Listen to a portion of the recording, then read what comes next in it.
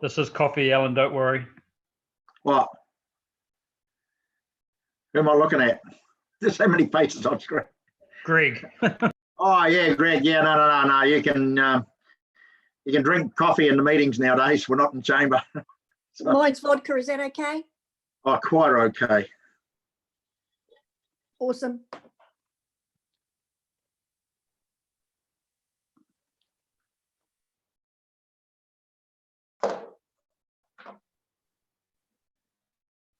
Hi, Brendan.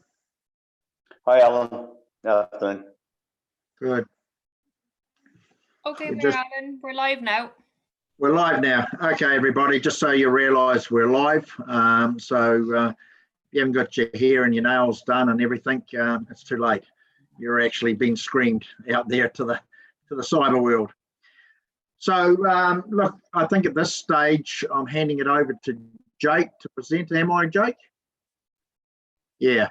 So I'll get Jacob to start off and we'll go from there. I'll just remind everybody to keep your microphones off. If you don't have them off, I will turn them off to cut down on background noise. And when you want to speak, please just raise your hand so I can write it down. All right, thanks very much. Where you go, Jake. Thank you, Mayor Alan. Kia ora koutou. I will try sharing my screen. I haven't done this before. So we're all in a learning environment at the moment.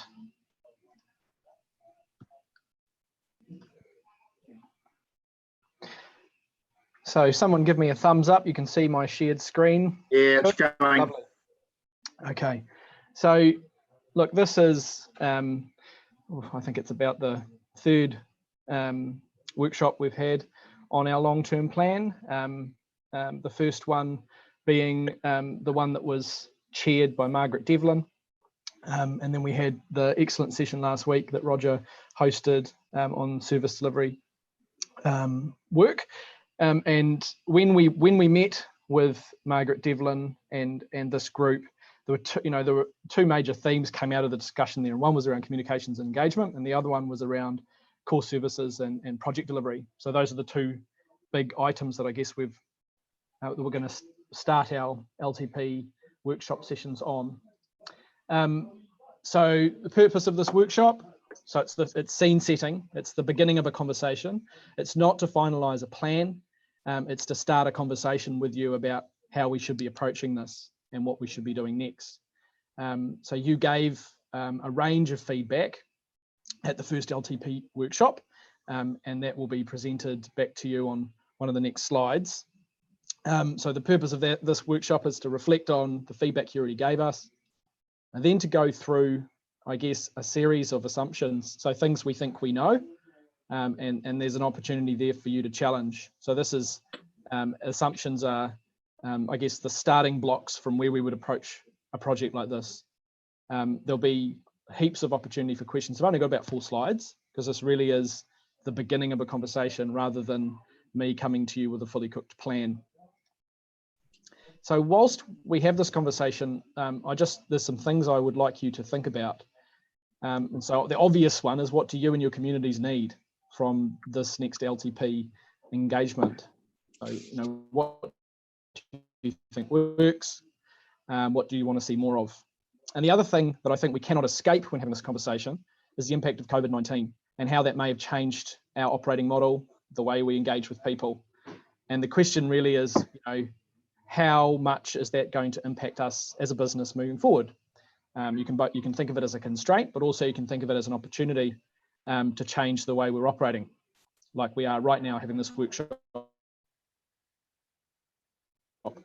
recorded and saved on our YouTube channel for anybody that wants to view it. And it's only probably 10 seconds lag time, so it's essentially live.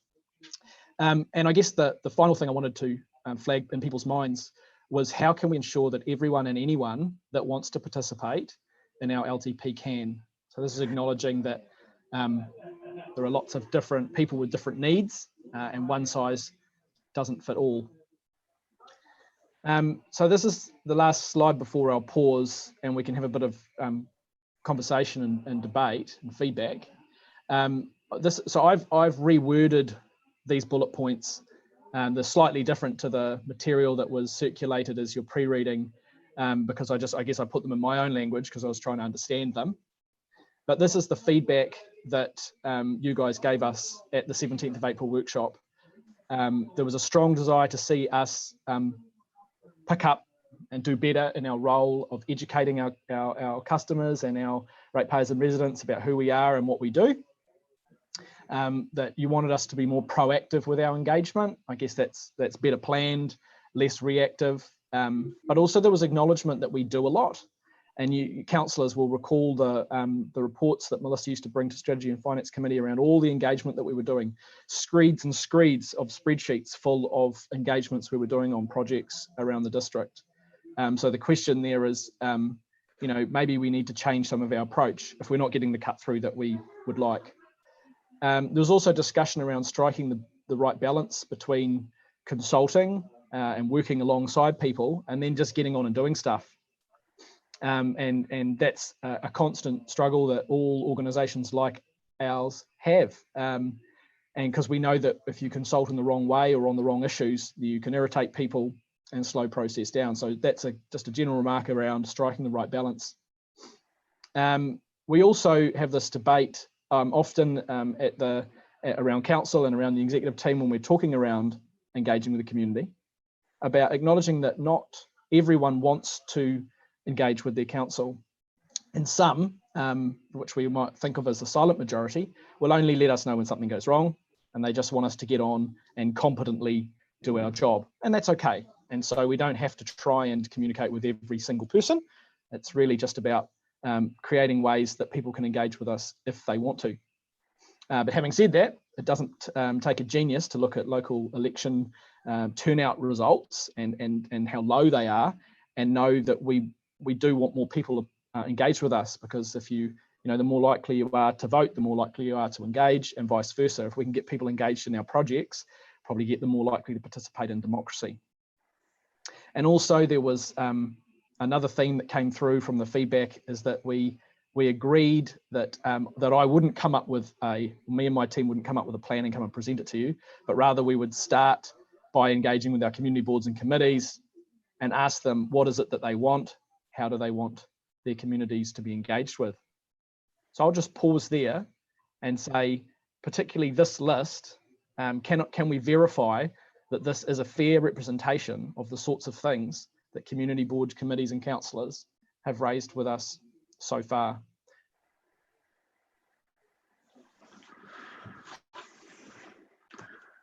Right. Thanks, Jake. Probably the way I'd like to do this first, instead of the councillors speaking up first, if you don't mind, I'd like to hear from some of the community board and committee members first, and we'll go from there. So are any of the community board or committee members happy to put a hand up and give us their view? Sean.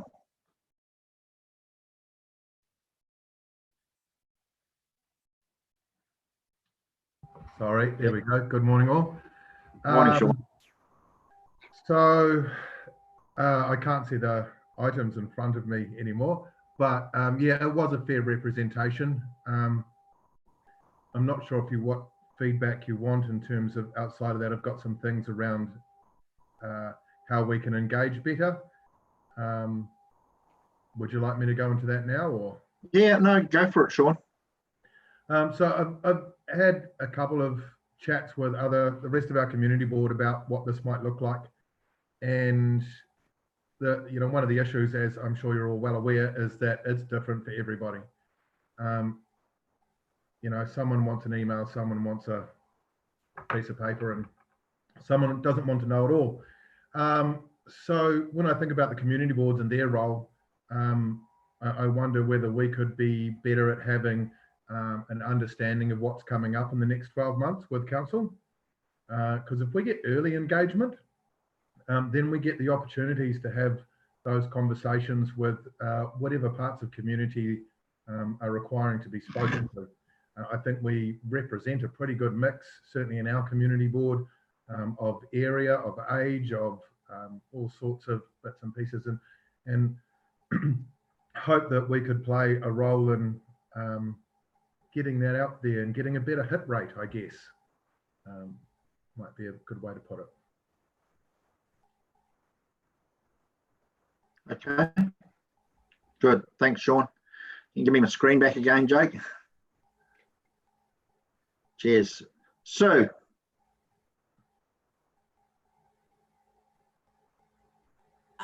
Good morning, everybody, or afternoon it is, isn't it? Yeah, it is. I, like Sean, think that the early notification is really, really useful. Each ward is going to, as well as within each ward, people reacting differently. They're going to react different to each proposal because there's going to be different people affected. But we've certainly found at Tamahiri that the more notice that we've got, the more things start flushing out, the more conversations that start. And I think that's a really good way to figure out which consultation methods would work best for which projects. One of the things that I think is really, really good is when you've changed some of the way these meetings are occurring, and the community board chairs are probably getting a heads up on a lot of things that they weren't before. The other thing is with the blueprints, the communities are having a chance to put those together or to put input into them. And when these are developed, people in the district have had the consultation and they know what might be coming up. So I'm hoping that's going to encourage a lot more interest in getting things done.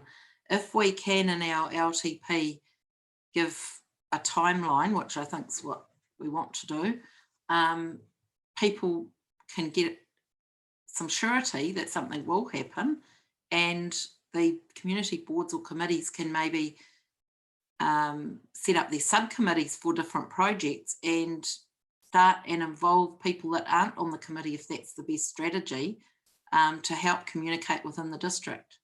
So I think the changes that have been made with COVID in terms of this sort of communication need to perhaps remain in some form and continue to spread out so that we do get this wider discussion going on. Yep. Yeah. Good point, Sue. John. Alan, thank you, and good afternoon.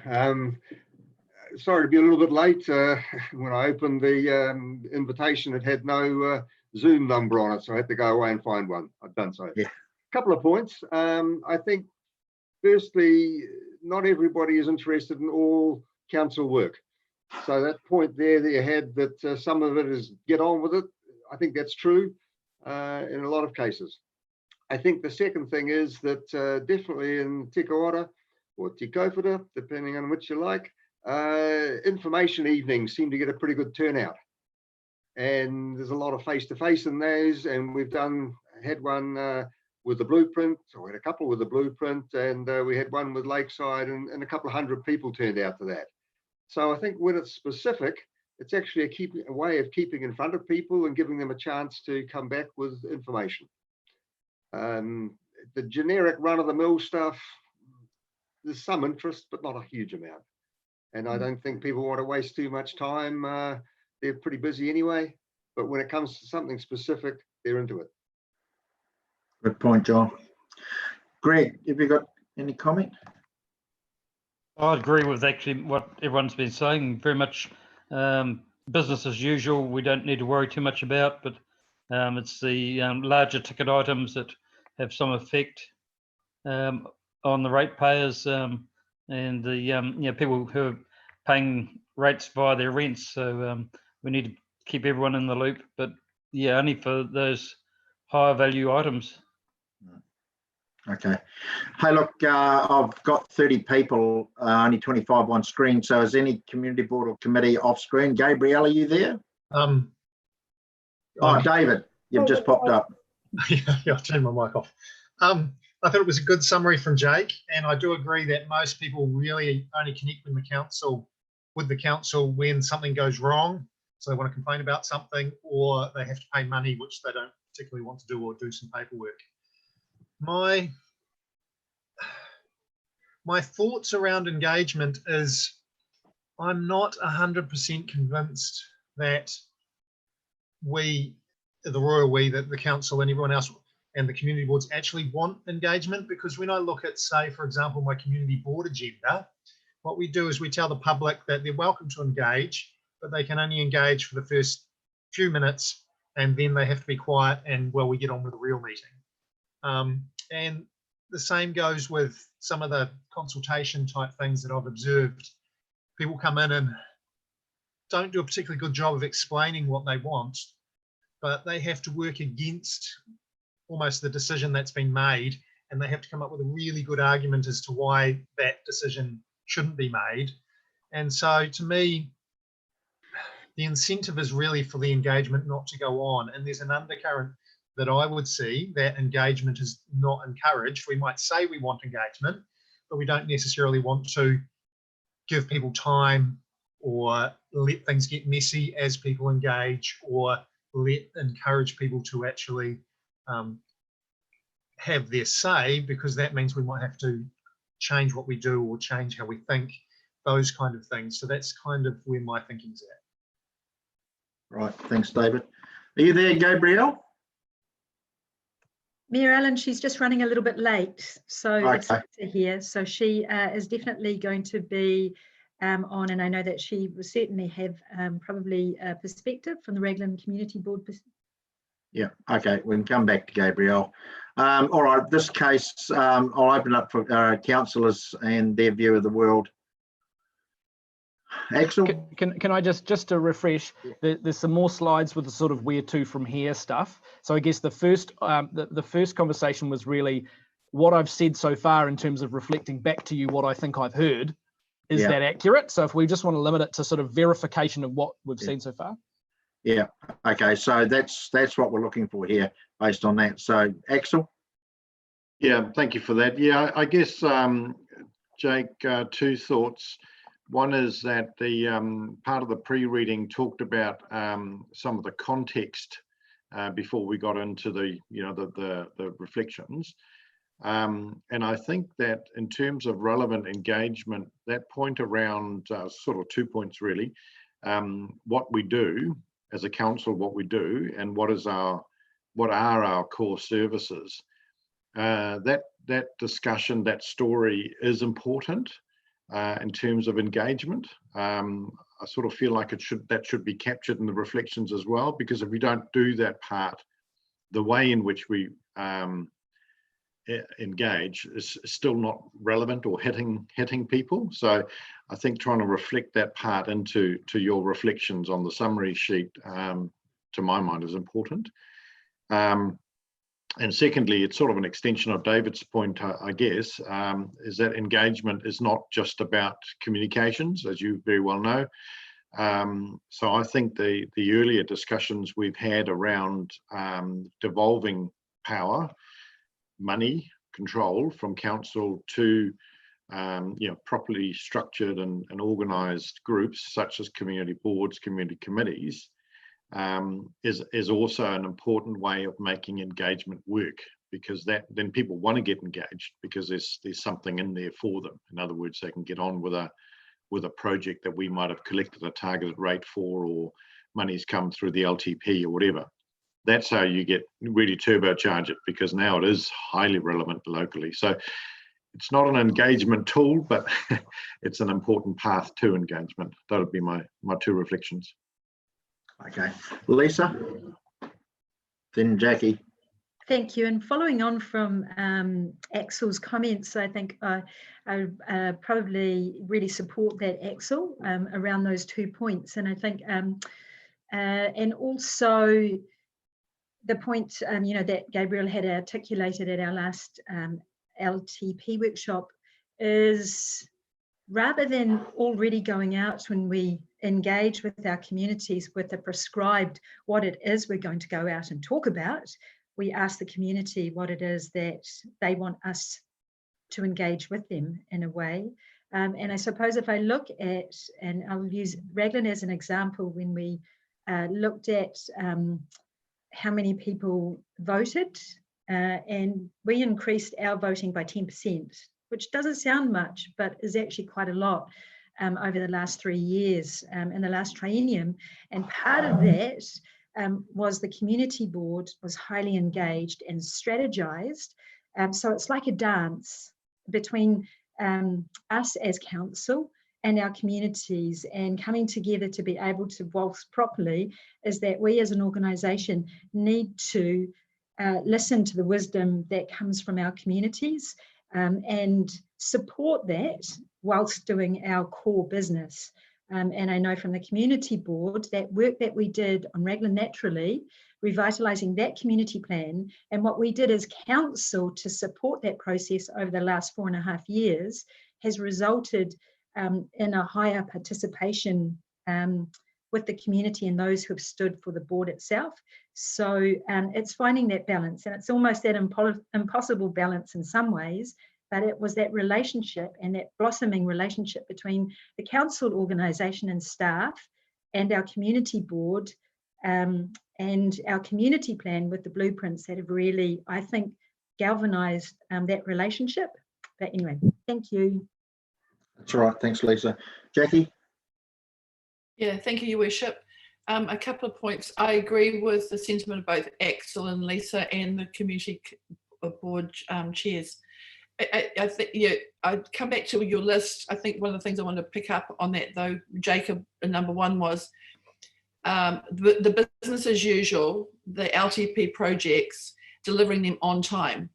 So one, there's a business as usual, our normal maintenance, you know, things like the ditches, the drains, the potholes, the keeping the parks clean. Number one is in the north, that people just expect us to do that to that level of service in a consistent way, rubbish being picked up. The second part of that is that if there is LTP projects, that they're delivered on time. And I think that I'd extend that because we're not delivering those on time, which then causes them to disengage, or is also not knowing what they don't know. So I think we have to, I'd put my big girl pants on, that's how I would just say it to myself, is I think we have to be a little bit more transparent about if we've decided that we're going to do X in year 2 of our LTP and we can't get it done till year 3, particularly when there are community projects that are of importance to particular communities, that we actually just have a list of those. And there might be lots of really good reasons why we haven't done them, but people don't know what they don't know. And I think if we had some more clarity around those performance, that would be really good. We've actually consulted a lot of things through all of our strategies, our fantastic blueprinting, our long-term plan, and then people just want council to perform on those things. So I think in terms of community engagement, if we disengage, if we're feeling like we're talking, but we're not being heard because it's not an outcome. And so that's the part that's just stick to the knitting. Coming back to the engagement, it's all exciting. Community-led, the sophistication of community-led projects, even if it's community-led by the community for the community, and actually doesn't have that much to do with council, where we can provide a support network and experience to help them to lead their own projects and have their own funding from other sources, not even ratepayer funding. There's a huge opportunity for us to support them, to collaborate between our wards as well on that, and also to have that co-leadership and partnership within projects. And as we've had great examples that council have already done around the community boards or committees having their projects that are council projects and leading them or co-leading them together. So I think that works exciting. It is time consuming. There's great opportunities around it. I think we definitely want to go down that track with specific projects in the end. But at the end of the day, people just want things on time. That's part of the issue.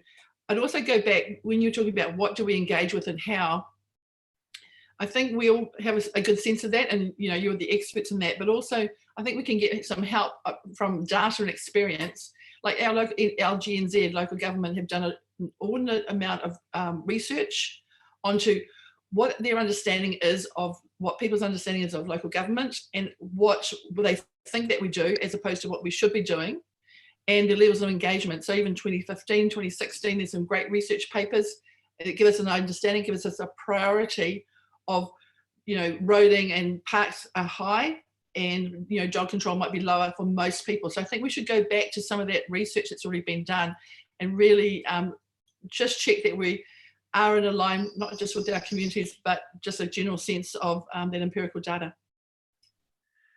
Okay, thanks, Jackie. Brandon, did you have your hand up before? I'll go to Brendan next. Yeah, yeah. So I'll do this in two parts, actually. So Jake, thank you for the material. And just going through what you put forward there. From a Māori perspective, I'm quite interested to see how WDC engages with Māori communities in the district. I've been going through a lot of the long-term plan, the annual plan. I actually haven't seen in there that articulated, so I'm quite interested to see how you see that happening, and what staff at council, what they do today and how they do engage those communities. So that would be interesting. And then the other piece that I'm quite interested in is when I think about Waikato District, you know, what is its claim to fame? And different parts of the district have different areas of their claim to fame, so to speak. And I say that from the perspective of council can do the basics and become an entity that most people aren't really interested in because they've got more important things to think about. You just got to pay their rates. So if council is just a basic operation that provides roads, parks, and some services, then the level of interest, I would think, would be quite low for parties to be engaged here. But if council also took the view that it effectively is the beating heart of the district, and given that COVID-19 has really set a shockwave across every community around New Zealand, this is a time where communities are thinking, how the hell are we going to get out of this? And other communities are going, well, there's a world of opportunities. How do we position ourselves favorably to grow and to, you know, reach these aspirations that we could achieve in this current environment? So if we think of it from a beating heart perspective, I'm quite interested to see with each of the areas around each of the different wards, what are the opportunities there, and how can council assist those communities to actually achieve their aspirations? And there'll be some areas that you can't because it's just outside of what the council can do. But to the extent that the council can actually be a conduit and a real helping hand to support those communities, then I think it would raise a lot of interest in what council's doing, and you'll get a higher level of engagement. So quite interested to see what each of the wards would see in the areas that could be things that could be achieved over the next 5 to 10 years. And it really had a considered assessment as to how can council actually support those to go forward.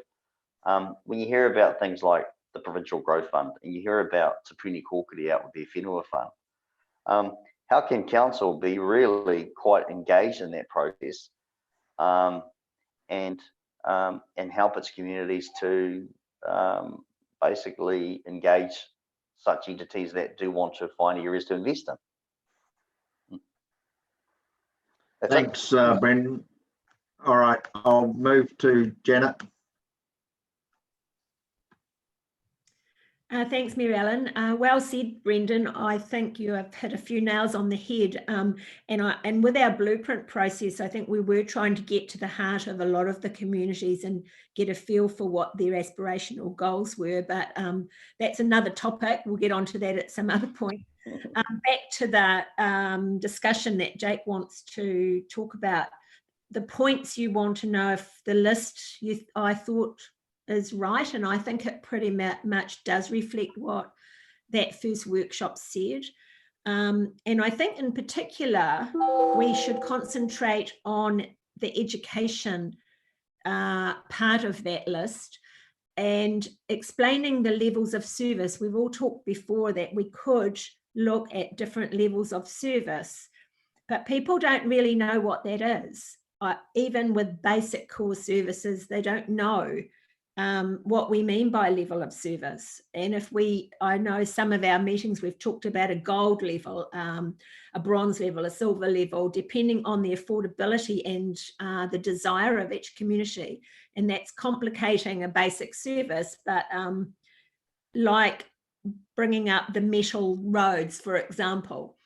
If they are not happy with metal roads, they just say we're not happy with metal roads.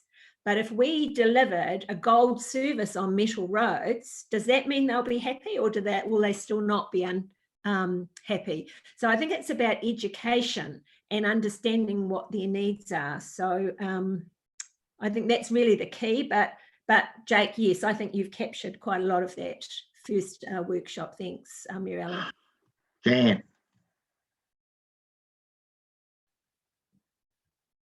Thank you very much. I think yes, Jake, you've got everything. I think my answer to that, and this may be a discussion for a little bit further on, is I think we need to choose what we want to win on and don't sweat the small stuff. And to some extent, and I think Sean made the point very eloquently, that people don't care mostly about most stuff. They pay us, elect us and pay us to do a job. They expect us to oversee that job and make sure the job's done. And I think we should be looking to engage where it touches a community, where it's important to them, and where they can have actual valuable input. And if you take, I know from my experience with rural roads, you can talk for as long as you like and they will never be happy with whatever you come up with. So my overall in this is, there are things that we're paid to do and that we should do, and we just should keep on doing them, and be very, very judicious and rifle shot with our communications and with our engagement. Thanks, Jan. Is anyone else? I'll just stay with the councillors for a minute, Greg. Any of the other councillors got a view yet? If not, doesn't matter if you don't, I'll go to Greg.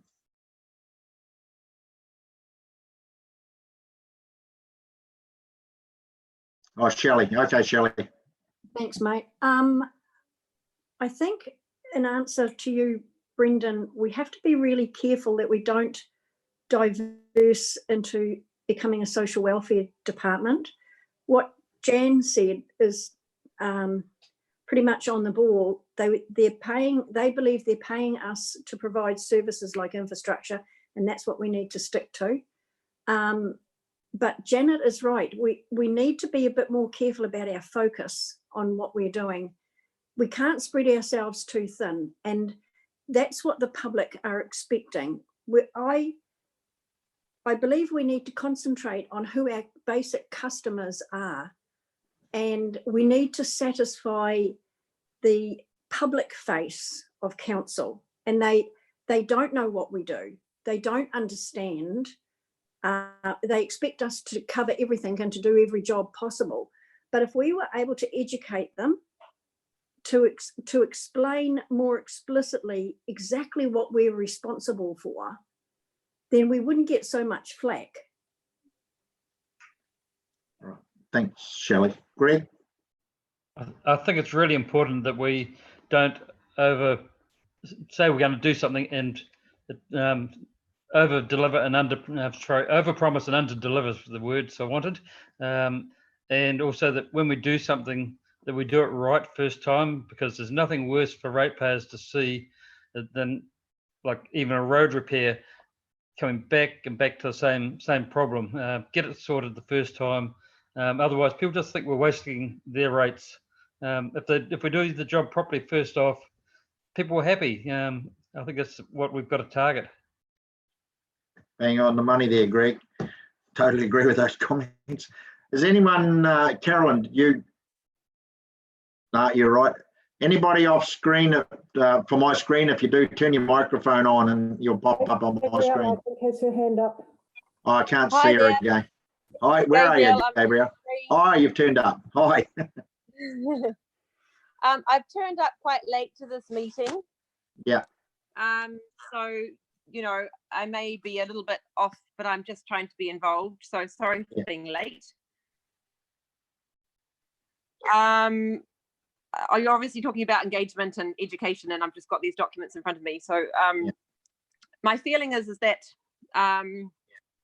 the community boards can be doing more to actually take on this role of local engagement and education, because every community is different, right? And we should be knowing who our communities are better than the council staff do. I don't mean that because we're right here, right? We're all the time, we're listening to the moaning and the support. So my feeling is that that this work, I kind of agree, like the core work really needs to be done well by the council. And in fact, you know, if you're talking about connecting and engaging with people, it really only happens face to face. Otherwise it actually doesn't, there's no connection. And we're the ones that can do that on the ground. So I feel like we should work and maybe getting paid a bit more to do it or something, but yeah. All right. Thanks, Gabrielle. You better give me a screen back again, Jake. Cheers. Thanks for that, Gabrielle. Anyone else? Carolyn? Yeah, just a quick comment, just on that last point, Jake. You note about engaging, agree to set the standard of who we're going to engage with, and you note community boards and our community committees. I think that just needs to be broadened. There's not all communities that have got community committees or community boards. I think that needs to be stretched out even further to all committees. All right, has anyone else got any comment? Anyone off screen or who I can't see? All right. You want to carry on, Jake, with the next part? Yep, thank you. So first of all, I just wanted to, I'll just share my screen again.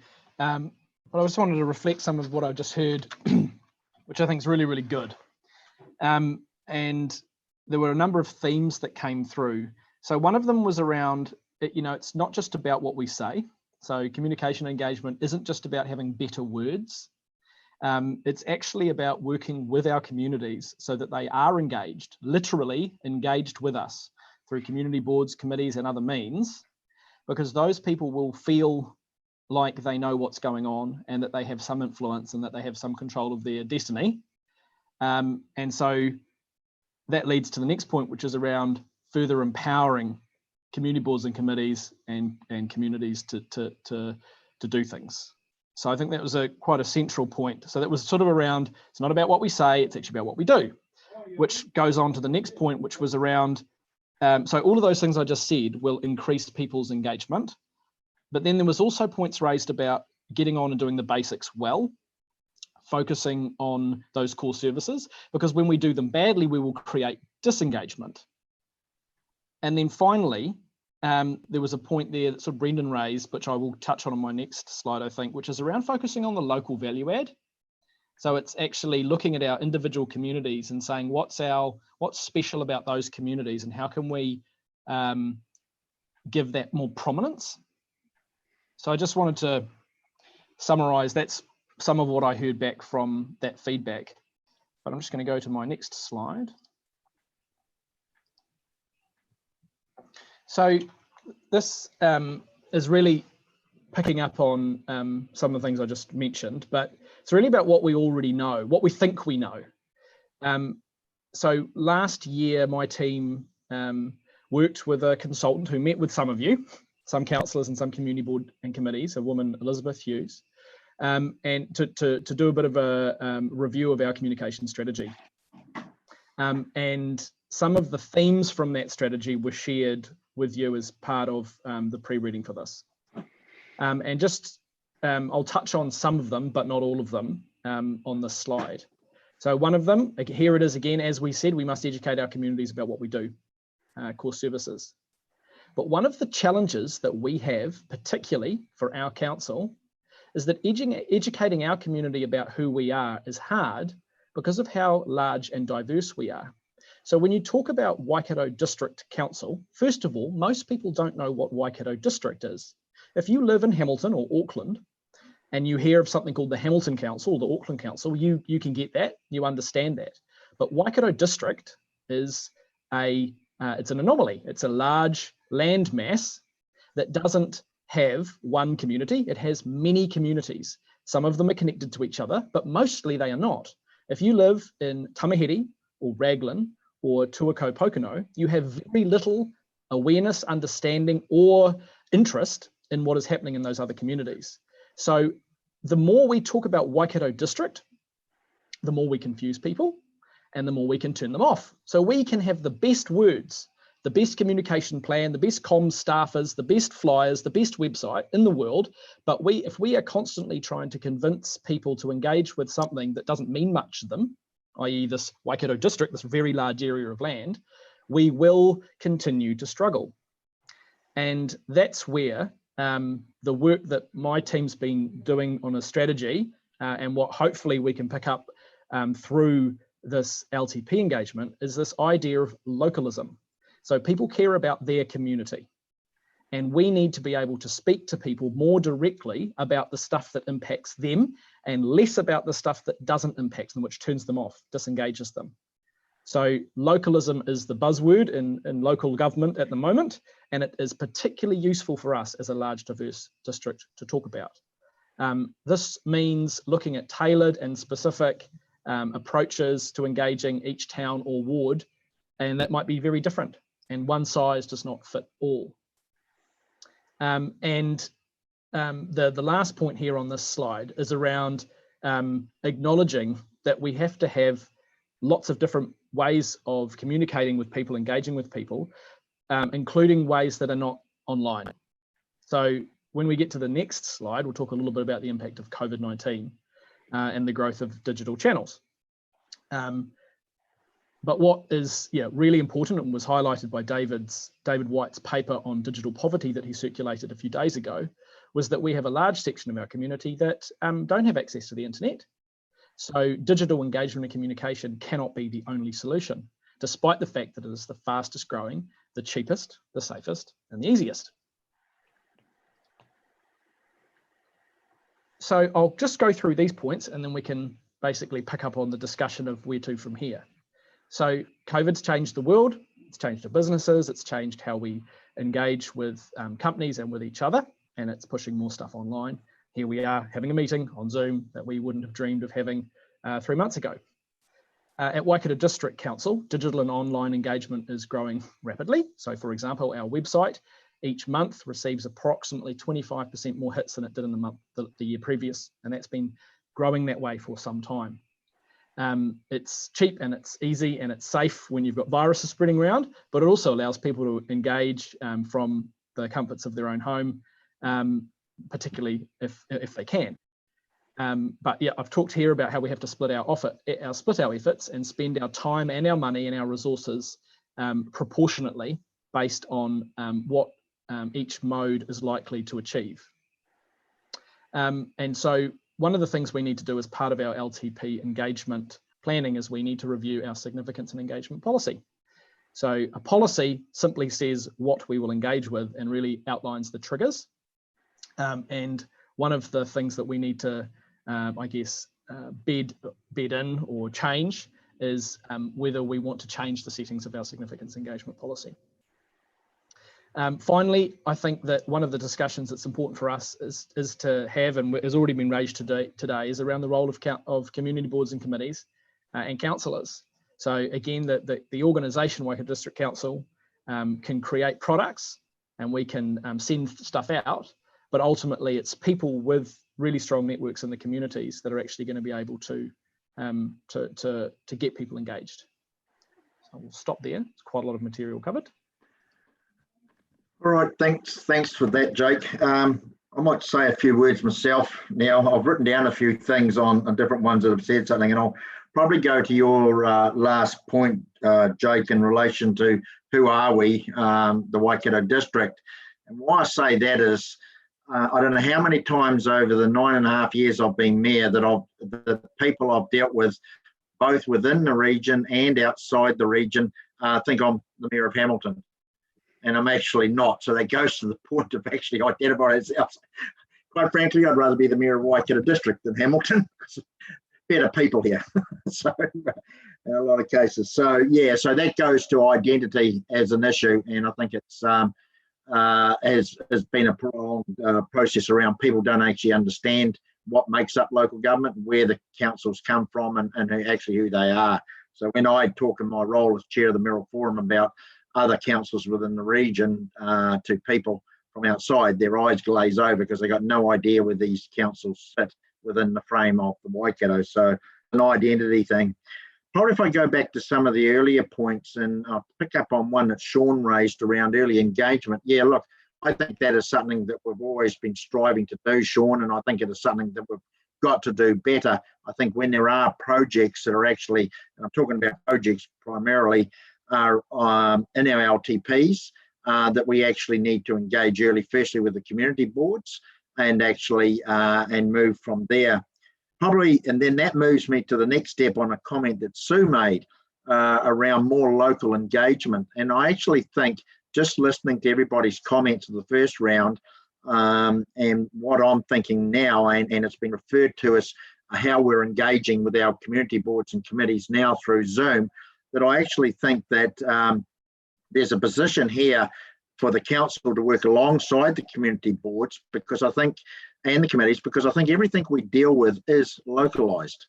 It actually is, and it goes to Jake's point. We are a huge geographic council, split up over dozens of communities, and it's really hard to get a common message out. What you need to do is, if I live in a community, say like Raglan, I'm probably only really interested in what's happening in Raglan. I'm probably not that interested in the rest of the world, and that's probably what I want to hear about. So I probably, if I was looking for a solution, I'd be probably more inclined to use the Raglan Community Board to actually help do that engagement and that consultation, as we would with Huntly, Ngaruahi, Tamaheri, doesn't matter where it is. And I think it's more of a localised approach. And look, and I've been doing this for 18 and a half years, and I've seen every form of consultation you can do. But at the end of the day, it goes to a point that somebody raised, I think it was Jan, that talked about the best consultation is when you're actually in front of somebody, but it's hard to get people to come to our consultation meetings. You'll get a small percentage turn up, but they're generally the same ones you saw last year and the year before and the year before. A couple might have passed by and a couple of new ones turned up. So I think there are some ways we can actually do it better, but I think I'd probably at the moment, considering the quality of our community boards and committees, I would actually probably, as a council, I talk from council here, that I would be probably wanting to use them a hell of a lot more than what we currently do. So that's probably where I'm coming from in this sort of thing. So anybody got anything they want to knock me over on? Greg. I think one of the issues is getting the information through the community boards about what is actually happening. I'm fortunate I live right next door to Eugene, so Eugene and I can discuss some things that are going on, but by and large, we're not hearing anything back.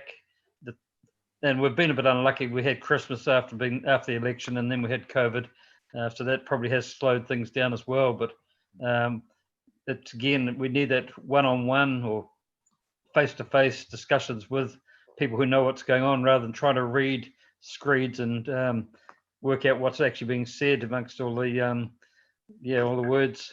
Yeah. Okay, I'll go to Eugene and then up to Jan. Yeah, thanks, Alan. Yes, I like your comments there, Alan, around more use of community boards. I think that there's been good comments said. So Sean and Sue were talking about getting an early heads up of what's happening in your area. And then I'm a big believer that community boards, committees, councillors, they're elected members. They should have a fair idea of what the community wants, but their job is to be out in the community. So whether you're at a function or school activity or having a beer on a Friday night with some mates, your job is to go out there, and you do need to have a heads up of what's coming up or going to be happening in the community. So I myself, I'll go and watch a league game, for instance, and I'll have a bit of a chat with people and that if the timing's right, and find out their views, not the noisiest people in the community, because their views are not always what the community's views are. So you've got to be very careful with that. So as an elected member, your job is to be finding out from different pockets of your community. So then you get a good rounded view in general of what's going on, and you're not always listening to the noisiest people, because I think they're very often not aligned at times. So using community boards and committees along with your councillors, I think is very, very important. And as I think you said, Alan, what's happening in Raglan is important to the Raglan people, probably not so much interested to the people happening in Ngātawahi or Huntly, for instance. So we need to be more local, and we need to really use our community boards, our councillors, our local councillors to probably advise our comms within council of what tools they need to communicate with. So for instance, in Ngātawahi, I know that we would have a lot more success of going and talking at sports games, etc., and catching up with different people than having a meeting in a library at 6 o'clock at night where the noisy people in the community turn up and have their voice. So yeah, just putting that across that, yeah, more use of community boards and committees, and making it our job to find out what's happening in the communities and what they want. So the last few years, I've noticed that when we do have consultations in the library in Ngātawahi, for instance, and the outcome of that, pretty much, and I'm sure Janet will be the same, we know what the outcome's going to be and what the view is, because we already are aligned with what's happening in the communities. So. Yeah. All right. Thanks, Eugene. Jan? Great words, Eugene. You're always bang on the money, and you've done it again. I wanted to actually go back to something that Greg said, and I think it resonates very well. You talked about screeds and screeds of paper, I think it was, and I think with that we need to, if we're looking at our communications strategy and our policy for it, I think we need to look back at ourselves and look at simplicity. So for instance, when we give community committees or community boards or community groups information, that information needs to be packaged in such a way that we explain what it is and what we want them to do as an outcome of having read that or absorbed that information. And I think very often we present our information as if they have a vast amount of pre-knowledge and they somehow magically know what it is that we want to do. So the communication of the communication is critical. And to that end, one of the things that I've asked for many years has been to test some of our major pieces of communications with a focus group, because I do not have enough fingers and toes for the number of times people have come back to me and said, well, what does this mean? What do you want? What do you actually want? And what does it mean? So that would be where I would urge that we look and when we're developing this policy.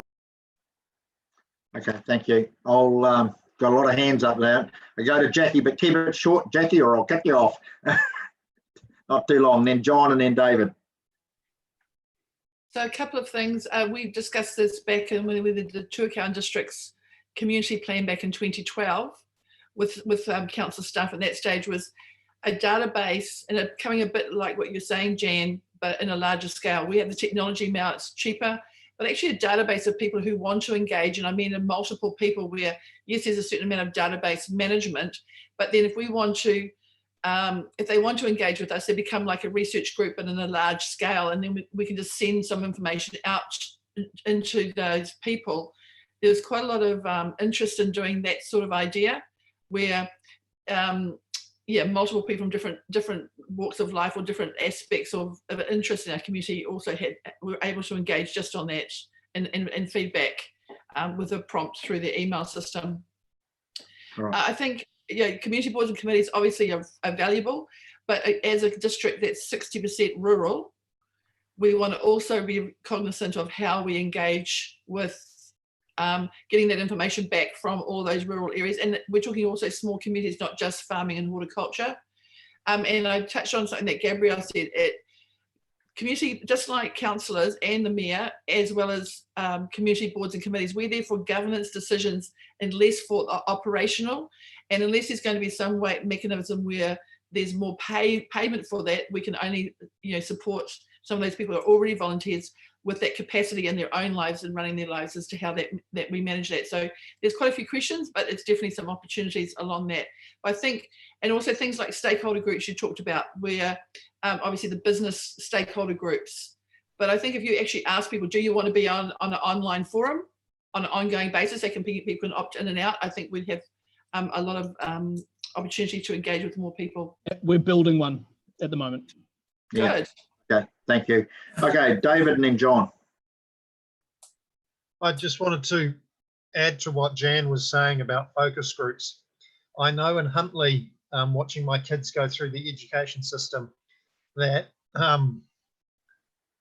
the assumptions around what our communities may or may not be able to digest could be quite significant, because it's been a shock to me that many folks graduating and leaving school wouldn't have what I would call basic life skills or the ability to do the basics in terms of sitting down, reading through a document and digesting that and trying to understand it. And I know myself that if I have information that comes across, I'll often try and get it into picture format. But the council seems to rely very heavily on words, and I'm not a words person at all. I'm a picture thinker, so I don't have any words in my head. I just have movies and pictures. But it turns out lots of people actually have self-talk and words in their head. So our communities, and I know Indigenous communities in New Zealand and overseas as well, have a much higher percentage of picture thinking, dyslexia, and all those things associated with thinking in 3D and in pictures instead of words. And so I'm very aware that our community would definitely struggle with information that comes out of the council, and that needs to, yeah.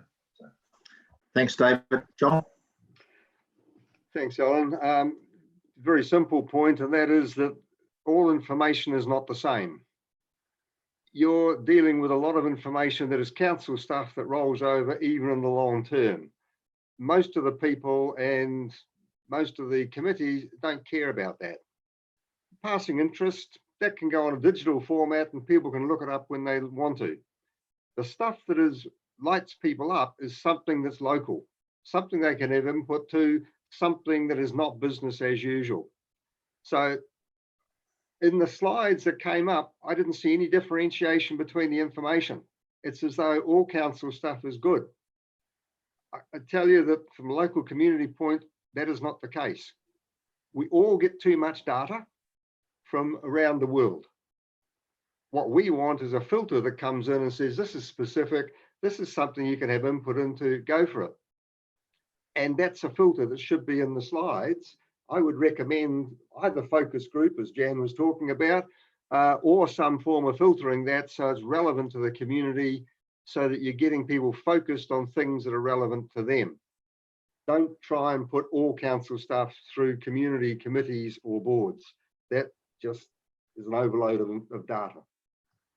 Yeah, look, and that probably goes to what I'm trying to say, John, is I think we need to actually, and I know it involves a lot more work and by some staff and that, but I think that engagement needs to be at a local level and not that. We have a tendency as an organisation, as does central government, to actually create a consultation document, throw it out to everybody, and people look to see where the relativity is with them. And if they don't see it, they get upset because there was nothing in there that mentioned their name as a community.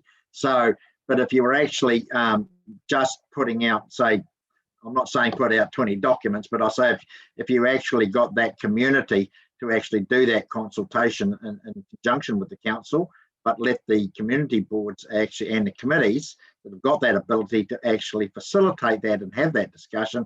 Look, I've got a selfish back at this, and the fact that it's less that I have to do and it's less than my councillors as a whole have to do, but the board councillor would definitely have to be involved in that. So it's about localising it, and it's not and I've always said governments, whether it's local or central, we're really good at one size fits all. And I've always said that's always difficult when it comes to things like consultation. Jake. Look, and you know, we are good at one size fits all because you know, water flows downhill through the easiest path, and sometimes if we don't put the customer in our thinking, we become the customer. And so what's the easiest thing for us? And that is ticking the legislative box. So a consultation document. So it's sort of ironic, you know, last time we did an LTP, we produced a consultation document and it was praised from Audit New Zealand and other quarters as one of the best in the country. But, you know, how much does that matter if the person receiving it goes, well, this is too complicated and it's, you know, so if the customer is Audit New Zealand or Local Government New Zealand or us, then we'll have a certain approach. But if we actually say, no, the customer, there isn't one customer, there is a range of them and they exist in different communities and they're very different. And we need to have, I mean, technical terms, but we need to have personas for all those different customers, and then we need to have products that actually are useful to them. And this is what we try to do as a business, is to get to this customer-centric thinking, so we're not doing what's easiest for us. And that's Yeah, sales 101. I think the thing is here, Jake, is we all work in local government, so we have a particular language we use that flows through our documentation, and consequently the ordinary person can't understand it. So, and that's the difficulty we have. And interesting, I heard a comment about something that, about 3 days ago, that the government were putting out a discussion document, and I happened to be driving to Hamilton and listening to talkback, and somebody says, well, the first thing I'd do is get the dumbest person to actually write the document, because then the rest of us can understand it. And I think it's about being practical and actually writing. I know we've got legislative requirements around certain things, but it's around writing stuff that actually the ordinary person can understand. We understand it because it is our language. I don't know if you can see me, Noel. I mean, sorry, Alan. Where are you, Chris? Yeah, I'll be down the bottom over on the right somewhere. Oh, there you are. You popped up on the screen. Right. Sorry, yeah. So have a go? Yeah, go. You're on the far left, Chris. Always the far left. Yes, yes, Jacob. Your time will come. Yeah, so probably a couple of things that we went for a little while. Is coming back to the internet, is that we go on about being internet poor or whatever, but you remember rurally too, not everybody can get it even if they want it, and some that do get it, the connection is very poor, so you're often waiting for something visually and you just can't be bothered, and so you give up. And so sometimes short and sweet is nice rather than a big long message. Another thing I've noticed, that when I was electioneering, I did a bit of a letterbox dropping myself just to get to know the district. And I was surprised how many people did not collect their mail. It wasn't that I was prying, but as you put something in, quite a few mailboxes were full of mail. And so it brings to the point that with dairy farming, a lot of people are transient. And when they do shift, they're not actually keeping up with their mail addresses and things like that. And so I wonder if that's something that I haven't actually heard spoken about yet, that the shifting of addresses, and even if they've shifted from a different area, whether they're keeping up to date with all that in elections. Another thing, people are going on about the boards, and myself and Carolyn, I'm sort of quite envious, because I believe that neither of us actually have a board in our ward. And so you're saying you want more communication, you want more information, and you want it better disclosed. Well, we're in a situation where we get nothing. So it's just basically Carolyn and I, and we have to pass it on. And so we're severely disadvantaged to the people the way we spread out, and we have communities, but they have no representation except for us. And so some of these boards are sort of, I think you need to be thankful for the information you do get, and sometimes it might be quite what you want, but you are getting information, and so I think that is a positive for you guys. That's not entirely correct. The boards do not cover by any means all of our district, and the community committees don't cover them either. Oh no, I realise that, and so maybe what I'm saying then is that parts of the wards have a good strong board, and so to extend that is the rest of the ward and in all wards aren't being represented, and so that's something that we need to look at. Yeah, and so the other thing is, when, like, I know rurally, when we do change, we often get a piece of paper and we tick what boxes we want, what mail we want to have, and I'm not sure if the Waikato District Council is in that list, whether we get rural information, whether we want to have flyers from supermarkets, things like that. So I'm not sure whether the Waikato District Council is actually on that form to say that we want to receive things from the District Council when the mailman delivers his mail, just as, yeah, that's just something else. So there's just a few points anyway I want to throw at you. Yeah, okay, thanks, Chris. Rob. Yeah, I have 5 communities in my ward, which I try and inform. I try and keep it as simple as I can. But the biggest problem is to get them to read it, and it's got to be in a form that they will read it. But it's been a challenge as long as I've been on council, and I think the community has improved a lot, and it's not so much them and us. which when I started was certainly them and us. But today it isn't so much. They have, I feel, a better relation with council going forward. So I do my best to inform them. I don't know how many read the link. The link is got a lot in it, and whether people's eyes glaze over when they start to read it, I don't know. It's got to be simple. It's got to be brief and punchy, so people will be attracted to it to read it. And because there's so many, you can say to people, "Didn't you read it? It was in the link." No, never saw it. So it's, well, I never saw the link because I just chucked the junk mail out. I can't remember whether we've decided to mail it directly to people now or not, but it's certainly people don't take much notice of it. But that's just one or two things from me. But it's not easy to get it all out there. Some I have to deliver by hand, and most of it they have a local little paper in their communities, and which helps me considerably. So, but anyway, that's me for the meantime. Cheers, thanks, Rob. Okay, is anybody that's not on my screen that's waving at somebody else that wants to talk?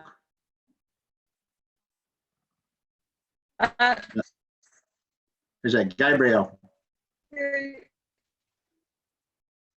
Are you breaking up, Gabriel?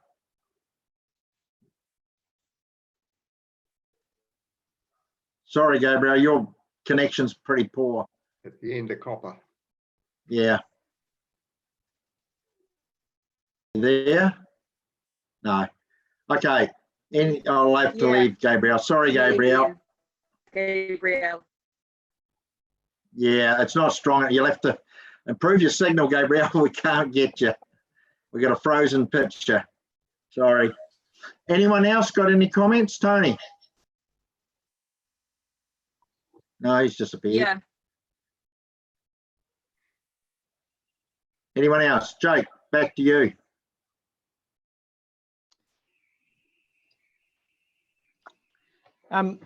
Yeah, look, I guess that's the presentation that I had, and it's the discussion that I wanted to have. To me, there's some really clear themes. I mean, it's remarkable how united everybody is. So I'll write something up and circulate it in terms of what I've heard today and what I think that means for us. And it shouldn't have any surprises, because I think we've all been listening to each other in furious agreement with each other about what we need to do. Yeah, so what I would like to, I guess, end with is there anything that people wanted to talk about in this session that we haven't covered? Jackie, and then David, and then Sean. Better write these down. Thank you, Jacob and your worship. First, Jacob, I think you've done a really good job of pulling that work together, you and your team. So thank you so much for that. It's excellent. But secondly, with the actual significance, and it's more of a policy statement I'm making here, is the moment we have this around significance and engagement, that it's a 10% threshold for significance, and obviously that's important in terms of things like a rate change or an annual plan. But I think that significance percentage, we really have to have that tied in with localism, because it's something that's significant for a community might not be a threshold for our significance policy. So just flagging that as a sort of a fundamental change to our significance and engagement policy. All right, good one, Jackie. Who have we got down here? Got David and then Sean. I was just going to say that I think Facebook has opportunities for localism, and it would be fantastic if the council, because I know there's challenges around this, but if the council could engage more directly with the local Facebook groups. I obviously had this discussion before, and there's some challenges, but if we can work that out into the LTP, that'd be great. Thanks, David. Sean? Can I just respond to that one? I think that there's a really strong role there for everyone on this call, because Facebook's rules, as you'll know, mean that at organizational pages we can't join groups, and we can't. I mean, we can as individuals. And during civil defence, I've posted into communities saying, look, you can go and pick up your sandbags over there. I'm the comms manager.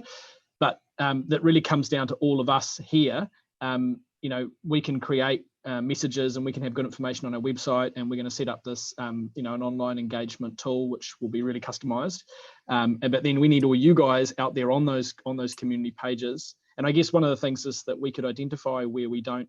So, I mean, there'll be some of you, some councillors who don't use Facebook, and that's fine, you don't have to. But I guess we need to identify where the gaps are so that we can find someone who can take that role on that Facebook page, whether it's someone from a community board or a staff member who lives there, and make sure that all those communities can be connected. Thanks, Jake. Sean, and then Sue. Thank you. I guess one of the ways, and I tend to think more project-based, but you know, I'm really hoping, because our community board's doing our annual plan, and you know, if we have an understanding, again, I've probably said this before, but well, what's happening over the next 12 months, I really hope that we can get good engagement from our community on those things, on a shared vision from council and a community board, rather than us going off in one direction and having no support from council, only because we haven't had the discussions with council. So yeah. That's actually a very good point, Sean, because I know in the past, as I said, I've done this too many times to remember, but in saying that, there's always been tension between councillors and community boards or committees around their projects not making the cut when it ends up in front of councillors. And I suppose it's, I've always said it's around the ward councillor being engaged with their committee to actually try and temper their expectations, and sometimes, because sometimes I've seen some totally unrealistic demands which we're never going to get across the line, no matter how hard you work or tried at it. So it's around trying to work with what we've got, but we've got to give you as a community board and committee better information around what we can achieve, what is practical and what we can do. And I think public part of the blueprinting in some areas has probably actually helped to do that. But I just think that it's around a two-way process around giving you more information for you to make up that that presentation or that list. Because what I really feel strongly about from what I've heard today, which really makes me happy to hear, is something the local government's been pushing for a number of years now. Is around, I call it is called localism. What I want to do is it's more targeted at a council as localism, but probably what I'm wanting to do is actually to push that down beyond council to our community boards. As I said, we're lucky at the moment because we do have good high quality community boards and committees, and I want to use them to the best advantage. So that's probably where I'm coming from, Sean, with that. Right, Sue. I'm just wondering whether it would be possible, and people would think it would be useful, for the comms department to produce something like, and I'm thinking a double-sided piece of paper that on one side talked about the actual functions of council in two parts, business as usual and like strategic, one-off or ongoing, so that it would be easy for a layperson, for the people in the districts, and we could use it out in the field to say, well, hey, this is what council does, and it may even need to be more than one page, but on one part of it is the functions, and the second part of it is the money, because on our rates invoice, when we get it, there's always, especially when the rates are struck for the 1st of July, there's always a little pie graph that shows how your rates are used. But I think it could be better done and better understood if we could see how much of that ends up in being required for business as usual, and then how much we have for example, the annual plan, and how much is committed to longer term projects. And I'm only talking at a really high level, but I think it might help people to put a framework around the entity and what it exists for. So just putting that out for. Yeah, look, that's a really good idea. And I guess as we move towards putting information into the community about what it is we're going to do, whenever we get to that point, making sure we can do that in a localized way. So it might be that on one side of the piece of paper, it shows you generally what the council's spending on stuff and what its levels of service are for those basic services. And then on the other side is all the stuff that's happening specifically for you in your patch in the next couple of years. Yeah. Okay, Axel. Yeah, I just wanted to, in response to your question, Jake, what have we not talked about? In the pre-reading, there was also that separate paper on the work that Gabrielle has worked with you on, and in terms of the significant engagement policy. And I thought there were four very useful questions at the end of that, which I think you were suggesting that we could put through to the community committees, community boards, and even hall committees, picking up on somebody else's point early on, and actually getting that feedback, basically running that concurrently with your process now, Jake, because those are good questions and might add some additional sort of texture and wealth, I suppose, to that data set. Yeah. All right. Is anybody else, Eugene? Yeah, just a comment. You're probably following on from those four questions there, Axel, that you've just mentioned to Jake. But the first comment is Brendan used the word earlier on, conduit, and it's just probably a bit of a reminder for all of us that we are the conduits to the community. So getting back to localism and using our boards and committees and that is the way to go, in my opinion. And the other one, question 2, what engagement methods can council use to inform their communities? So for the last 6 or 7 years when I've been working or whatever and listening to the radio, Waipa District seems to be very successful and does a very good job in radio advertising on letting people know when their rates are due.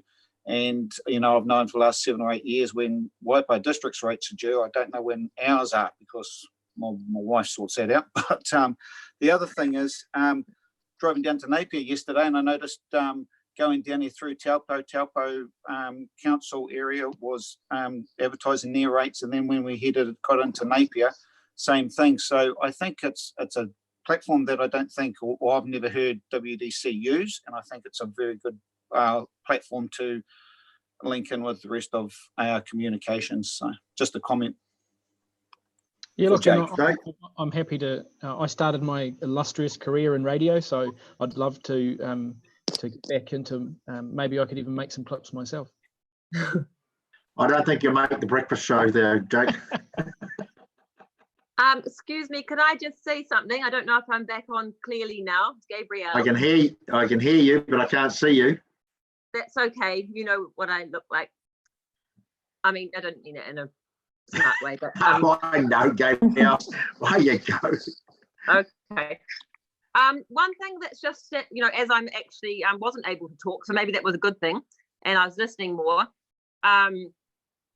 was that I'm not hearing a lot about relationships. Like, you're talking about engaging, and I know you don't want to get too like close and stuff. Council's got a role and job to do, but to me, this sounds like a lot of kind of relaying information, but like, isn't this, you know, is there an element to the, I suppose this is the question, is there an element to the engagement that the council wants to be involved in, whether they do it or the community boards, which is really more about building relationships? I mean, isn't that the most important thing?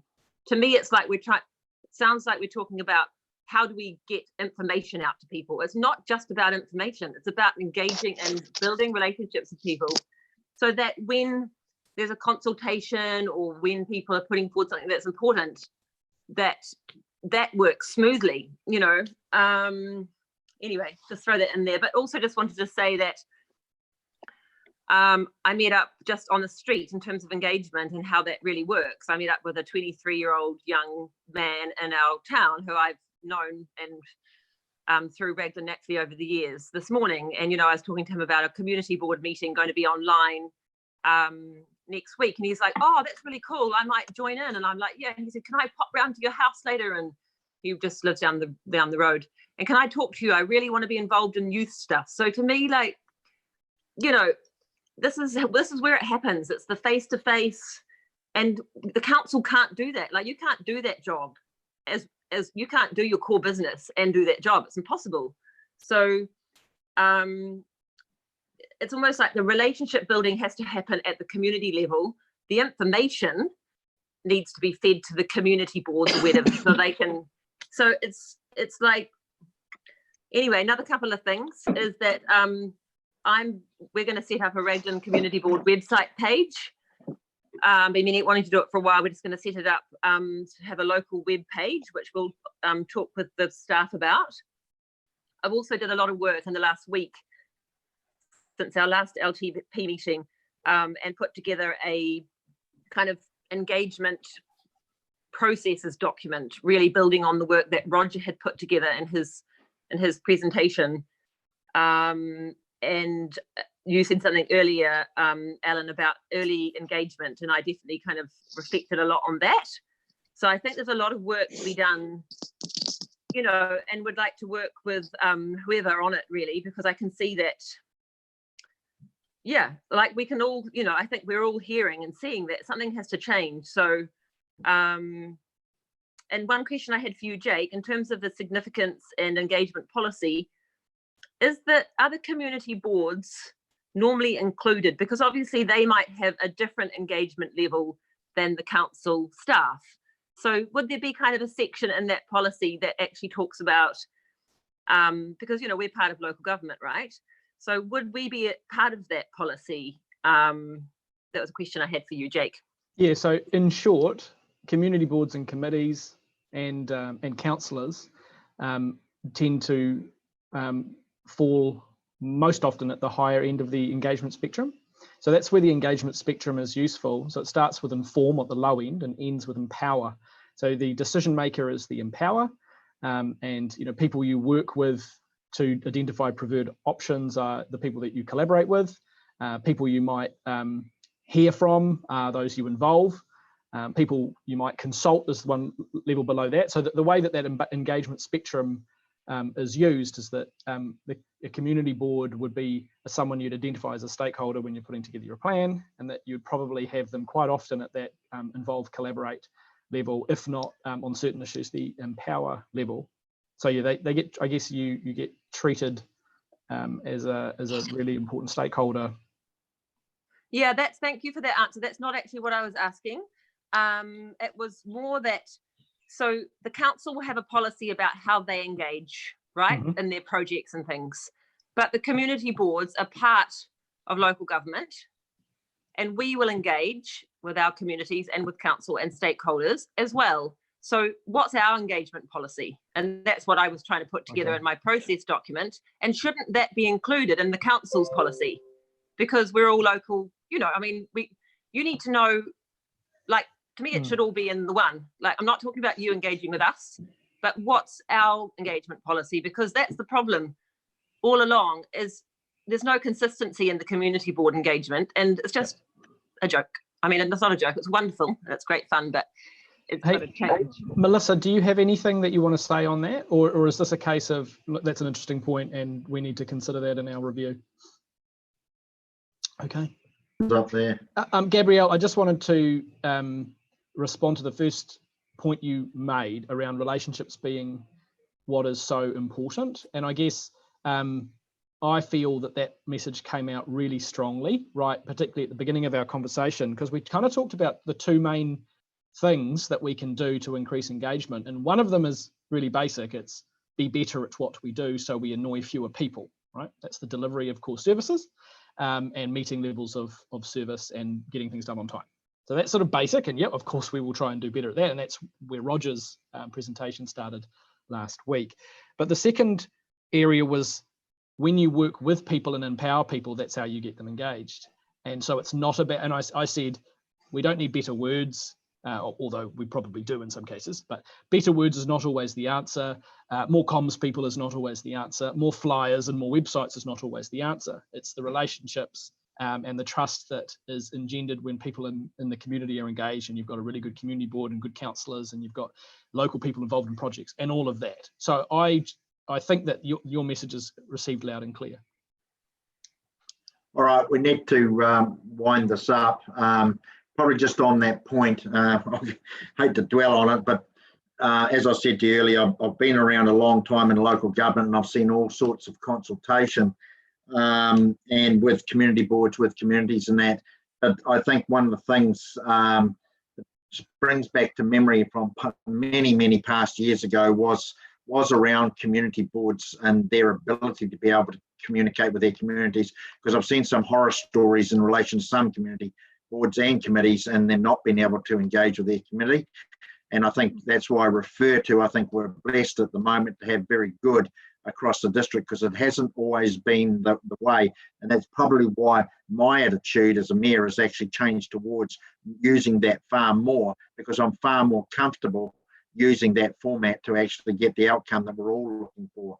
So I think that's pretty important at the moment that we actually keep that up. But it goes back to Gabrielle's point effectively around relationships. It's no different than my relationship with iwi at the highest level and how that works too.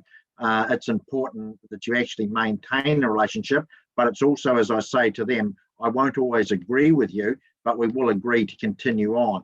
And I think that's the important thing. If everybody remembers those rules, we'll all get to the same place that we want to get to together. So with that, Jake, I think we'll probably call it quits at that. No, Jackie, I'm going off. I've got other meetings on and about 2 minutes to go. So, and I'm the controller, so if I go, everyone's gone. So thank you very much, Jake. Thank you very much for participating. And waves to everybody. And I'll see you at the next one. Thank you very much, everybody.